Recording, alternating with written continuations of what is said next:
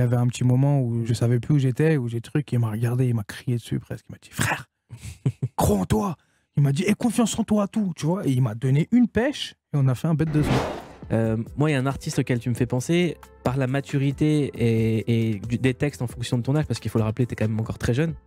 C'est Oxmo Puccino.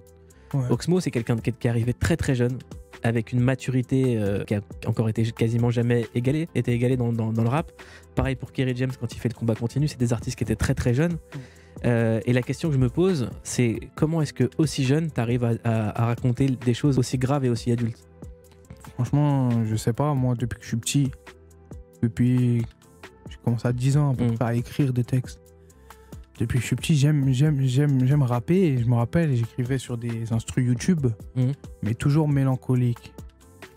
Et en vrai de vrai, si tu veux dire de la merde, tu vas pas rapper sur du mélancolique. Donc en vrai, moi, franchement, hein, je pense que c'était naturel.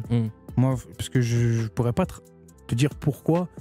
Après, je vais dire quoi? Ouais, j'avais des problèmes. Tout le monde a des problèmes, tu vois. Du coup, en vrai, c'est pas ça qui fait que. Moi, je pense que c'est juste ma manière d'analyser, de remettre sur papier qui est assez mature, je pense, depuis jeune. Mais ouais, moi, franchement, si je dois te donner une réponse, c'est j'aime pas dire de la merde dans mes sons, et ça depuis petit. Je me suis toujours creusé la tête. Pour moi, c'était faire jouer les mots.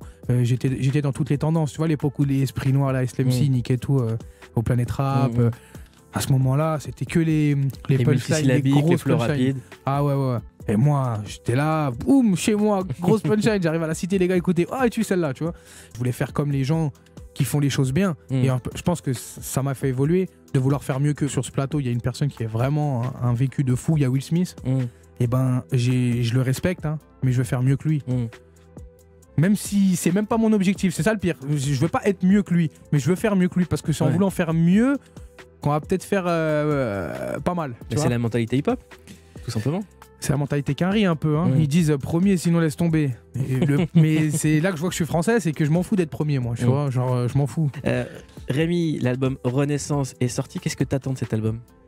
Juste des bons retours, que les gens kiffent, qui voient que Rémi rappe, qu'il change pas, qu'il va pas changer, et que c'est pas fini, que c'est le début, parce que Renaissance, ça veut pas dire que le mec il va s'arrêter demain. On a signé pour 10 ans, hein. Minimum. Hein. Minimum. Mais je te le souhaite. J'espère. On t'a entendu sur un remix d'un morceau classique du rap français qui s'appelle 24 heures à vivre. Ouais. d'Oxmo Puccino. Et oui. Question très simple, s'il te restait 24 heures à vivre. Franchement, je le passe avec ma famille direct.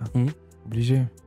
Sur cet album Renaissance, il y a un extrait, il y a un morceau avec Daouzi qui s'appelle Y'a quoi. Daouzi, ouais. J'aimerais qu'on écoute Daouzi sur le plateau de Click TV. Moi, j'essaye de lui dire de croire en soi. Je pense que c'est le moteur de toute chose. Faut croire en soi, croire en ses projets, tu vois. Que ça soit dans le rap ou dans les études ou dans quelque chose d'autre. Je pense qu'il faut croire en ses projets avant toute chose. Et la motivation, elle suit, tu vois. Tout suit après, tu connais. Daouzi, vous pouvez également entendre en podcast qui était au micro de Verveine Underground. Croire en soi, est-ce que c'est quelque chose des fois qui te fait défaut? Est-ce que des fois ça t'arrive de pas croire? Ouais, souvent. Trop souvent. Et merci pour ce qu'il dit parce que j'ai une petite anecdote, c'est que quand on a écrit le son en studio, moi et Daouzi, il y avait un petit moment où je savais plus où j'étais, où j'ai truc, il m'a regardé, il m'a crié dessus presque, il m'a dit frère, crois en toi. Il m'a dit aie confiance en toi, tout, tu vois. Et il m'a donné une pêche et on a fait un bête de son. Comment définir Daouzi? Parce que pour plein de gens, c'est quelqu'un d'extrêmement dynamique, qui est rapide et tout. Et pour moi, c'est quelqu'un de très réfléchi. Je le vois comme ça. C'est quelqu'un de très sensé. Moi, j'aime trop ce genre de personnage parce qu'au moins, il cache rien.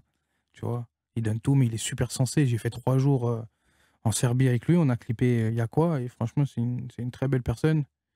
Et moi, je souhaite vraiment le meilleur pour lui et qu'il réussisse, vraiment.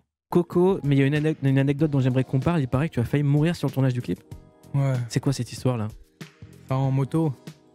On était en train de tourner dans la ville en moto. Et à un moment, moi, j'ai dit à mon pote, celui qui conduisait, je lui ai dit, vas-y, lève, tout ça. Il a levé, mais le problème, c'est qu'il y avait trop de poids. Il y avait moi, déjà, il y avait le top caisse rempli, et du coup, ça... Bref, il y a eu un petit problème technique avec la moto. La moto est partie direct à gauche. J'ai pas eu le temps de savoir où j'étais. Hein. Bon, bah, Rémi, plus de clips avec des motos, ni avec des ascenseurs. On fait attention. Ça va être dur, mais je vais essayer pour toi. Sur la côte de Rémi, explique-moi ce morceau. Moi, je le kiffe, celui-là. Ouais, bah... Que te dire de plus, à part que... Je sais pas, moi, quand j'étais au studio et j'ai écouté cet instru, là, j'ai dit, ah ouais... Moi, en fait, j'aime trop la nostalgie de l'été, moi. Tu vois, genre, si je pouvais faire toujours les mêmes sons, où je dis je veux me barrer, genre j'ai envie de me barrer, j'en ai marre de la cité. Si ça pouvait être que ça, mes sons d'été, je le ferais, en fait. J'aime trop ce genre de son qui me donne envie d'aller en vacances. J'ai envie de donner envie aux gens de se dire putain, bientôt les vacances, tu vois. Genre, Mais dans ce morceau, tu dis aussi, j'avais plus confiance en personne, j'ai pris du recul et je tiens ma route. Attention, devant, derrière, je me questionne, parce que les traîtres arriveront sûrement par là. Et ouais. C'est pas qu'un morceau de vacances. Ah non, mais jamais, tu connais. C'est un morceau de vacances, mais où tu réfléchis un peu. Tu vois jamais arriver, hein, les choses. Hein. C'est toujours par derrière, ou un ami. Ou... C'était quoi ta dernière trahison? Ouh là là. Elle est récente. Ouh là là. Ouais. La tête, c'est oulala. Il fait une tête de oulala. Vous le voyez pas à la radio, mais la tête est très oulala. Et je plains le traître. je sens qu'il n'y aura pas de réconciliation. Ah. Ça, c'est des choses, on n'en parle pas. T'as la dent dure? Je suis pas rancunier, mais ça dépend comment tu me trahis, en fait. Il y a des choses à pas faire. Il y a des choses à ne vraiment pas faire. C'est quoi les trucs auxquels il faut jamais toucher? Le mensonge. C'est le mensonge, moi. Pour moi, mentir à quelqu'un... Moi, même pour me protéger, c'est pas grave, je t'en veux pas, mais quand tu mens, moi, j'aime pas les gens manipulateurs, et j'aime pas les... il dit A, il fait B. Moi, j'aime bien les gens, comme je t'ai dit, loyaux, et qui disent la vérité, qui n'ont pas de filtre avec toi, tu vois, qui vont te dire, ouais, j'ai fait ça, j'ai fait de la merde hier, qui vont se confier. Moi, j'aime bien les gens qui se confient à moi, enfin, les gens, mes amis, hein. Je suis pas psychologue pour les gens qui voudraient se confier, mais voilà, quoi. Tu vois, j'aime les gens loyaux, c'est plus important. Tu parles dans l'album des gens qui te trahissent depuis que t'es célèbre. Est-ce que les femmes, ça a changé depuis? Ouais, ça a changé. Après, ça a changé pour tout plein de raisons, parce que des fois, déjà physiquement, j'ai un peu changé. Je dirais que j'ai un peu évolué, parce que je me suis donné les moyens.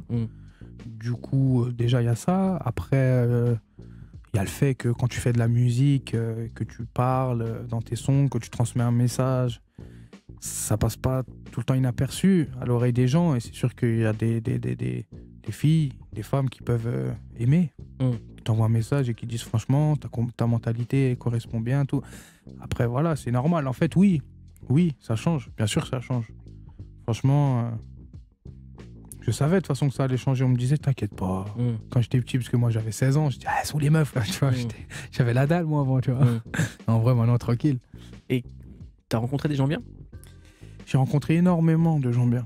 Énormément. Après, moi, si je dois donner un conseil à quelqu'un qui est dans le même milieu que moi, c'est vraiment essayer d'avoir cette capacité à bien analyser les gens.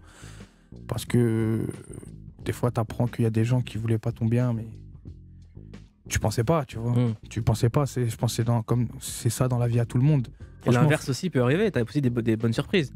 Des fois, tu dis à des gens, lui, il me calcule pas. Souvent, en fait, ils sont bonne vibe. Ah bah, je compte pas le nombre de potes qui m'ont dit, lui, c'est mon meilleur pote, mais on s'est connus avec une bagarre. Tu vois ce que je veux dire? Non, franchement, quand t'es au plus bas, des fois, tu vois des gens venir, tu pensais pas qu'ils allaient te tendre la main. Et même ça, faut faire attention, en fait. Là, je vois beaucoup sur Instagram, sur les réseaux, sur les gens, même Tupac, je crois, il a fait une interview, il a dit, n'ayez confiance en personne. Il montre une photo où il y a le mec qui l'a tué, le mec qui lui a donné, le mec... C'est faux. Si tu vis en disant j'ai confiance en personne, mon pote, je peux te dire, tu vas vite péter un plomb. Tu vois, il faut avoir confiance en des gens. Il faut même donner sa confiance, des fois, favorablement, en disant c'est pas grave si je me fais niquer. C'est pas grave. Au moins, je comprendrai des choses. Parce que perdre, c'est comprendre. Et puis, Tupac, c'est comme Carface. Les gens oublient souvent la fin. C'est vrai. Exactement.